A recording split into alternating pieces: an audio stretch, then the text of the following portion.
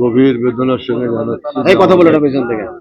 দেশনেত্রী বেগম খালেদা জিয়া তিনি আজ ভোর 6টার সময় ঢাকা রিভার কেয়ার হাসপাতালে ইন্তেকাল করেছেন। দীর্ঘদিন তিনি অসুস্থ ছিলেন।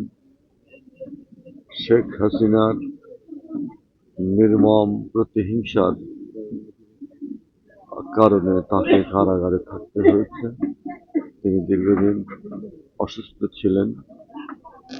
বাংলাদেশের এই অবিসংবাদিত নেত্রী আমাদের সর্বকালের এক মহীয়সী নেত্রী। তিনি গণতন্ত্রের জন্য, দেশের স্বাধীনতার জন্য, দেশের জনগণের জন্য তিনি আজীবন লড়াই করেছেন। কোনোদিনও এক মুহূর্তে উনি কোনো প্রতিক্রিয়াশীলদের সঙ্গে তিনি আপোষ করেননি। তিনি আমাদের দেশের নেত্রী বেগম খালেদা জিয়া, আমাদের মমতাময়ী মা। আজকে তিনি চলে গেলেন। বহুবার তিনি রাজবাড়ি এসছেন।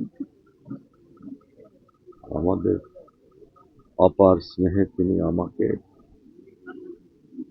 সারা জীবন আগলে রেখেছেন।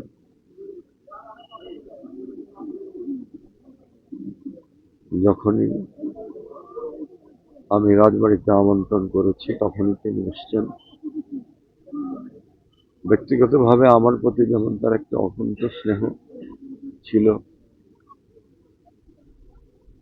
আমাদের রাজবাড়ির সমস্ত নেতা কর্মী, জনগণ, বাংলাদেশের সমস্ত মানুষের প্রতি তার অকুণ্ঠ অকৃত্রিম ভালোবাসা আমরা বারবার অনুভব করেছি। আজকে তিনি চলে গেলেন। বাংলাদেশে যে রাজনীতির এক মহাশূন্যতা তৈরি হয়েছে, আমাদের দেশনেতা জনাব তারেক রহমান তা পূরণ করবেন আশা করি। তবে দেশনেত্রী বেগম খালেদা জিয়ার যে মহিমা, সেই মহিমা চিরভাস্বর হয়ে থাকবে। সেই মহিমা পূরণ হবার নয়, তার সেই মহিমায় বাংলাদেশ হিংসা, দেশ, বিভেদ ভুলে বাংলাদেশ সামনে এগিয়ে যাবে, এই প্রত্যাশা কামনা করি। আমি তার বিদেহী আত্মার শান্তি কামনা করি।